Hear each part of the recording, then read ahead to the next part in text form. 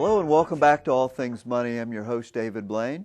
Thank you for joining us today for the second segment where we're continuing this discussion on luck versus skill in investing. And the reason I think it's important is because people spend a tremendous amount of time, energy, and money looking for sort of this holy grail of investing. And the reality is a lot of investing falls into the luck spectrum. And so what you want to do is you want to have a process, you want to have a system, you want to have a portfolio that helps insulate you from the bad luck component of investing and doesn't rely on having good luck to make money.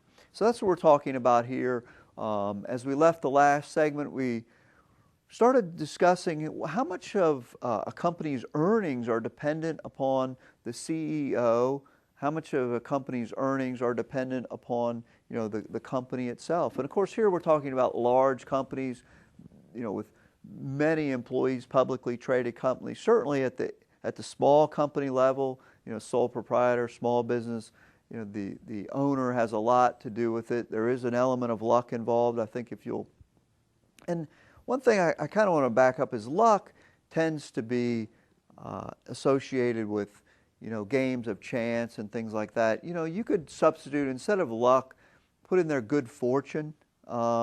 Instead of luck seems to imply that, it wasn't deserved or something like that. That's not what I mean to imply here in investing. It's just luck being defined as something that you don't have complete control over the outcome. So in business, Jim Collins, I don't know if you ever read his book, Good to Great, and all these studies of great companies, the Coca-Colas of the world and things like that. And what makes them great? Is it attributable to the magical CEO, Bill Gates? Did he build up Microsoft, or was it just luck, or was it good fortune that when the initial stages of Microsoft and IBM wanted to go and develop their own system, was that Bill Gates? Is he attributed to that, or was it just the right place at the right time? And I'm not saying he didn't do anything. The same thing with Warren Buffett. If you look at the sheer number of people investing in the world, now Warren is a very smart man. He knows a lot about investing. But if you look at the sheer number of people participating in the investment world, you would expect that just by chance, someone with the success of Warren Buffett would emerge. And in fact, there are other people, maybe not as well known as him, that had very good success as well. So there's a number of studies out there about companies and, is it attributable to the CEO or certain people, or is it just good fortune of the company that causes them to grow? So when you're analyzing the company, you're looking at their earnings, you say, gosh, they earn, $5 a share.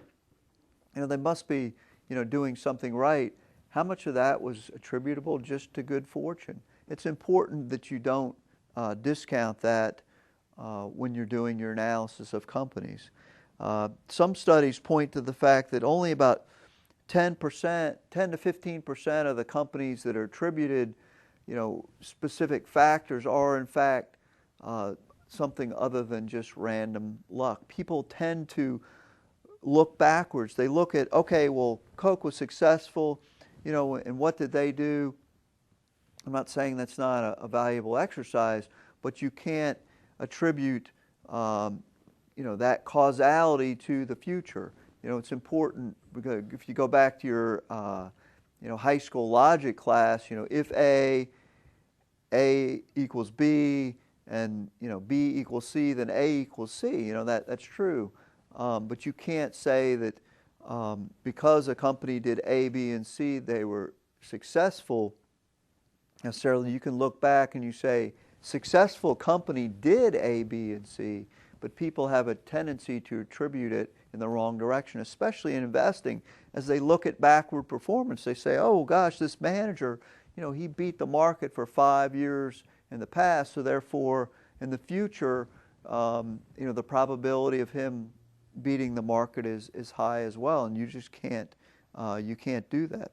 You have to factor in the probabilistic nature of investing. A couple other things that we want to talk about. We look at successful product launches. I love studying successful products. What made the Apple, the iPod, such a successful thing? It was the right mixture at the right time, the right marketing message. A lot of things came together at the right time to make that very successful. There have been other products. Michael Malbussen, in his book about luck and the role of investing in games, used the example of the Sony mini disc. And maybe you have never heard of it, and that's because it never made it as a successful product. But back when the mini disc was being developed, it was touted as the next greatest thing, and it had all the features that people wanted, and it was just sort of predestined to become the greatest thing. If you go back, when I was a kid, there was the VHS tapes coming out and the Betamax, and arguably the Betamax was a much superior form of tape, but the VHS was the format that caught on. Was it just some sort of good fortune for the makers of the VHS format versus Sony and the Betamax? Because at the time, people acknowledged that the Betamax was a superior product. In fact, we owned one. It was much better than the VHS, but the VHS emerged as the format that became superior. And we see that with different products as we come along, that the best product is not always the one that catches on and becomes the great seller. There's an element of chance, there's an element of good fortune involved in there with the company or the product. Well, that brings us to the end of our second break. When we come back, the next segment, we'll kind of finish up talking about this concept of luck versus skill in investing. I think it's an important thing for everyone to understand so that when you go into investing, you have realistic expectations. So for All Things Money, I'm your host, David Blain. We'll be right back after a few short messages.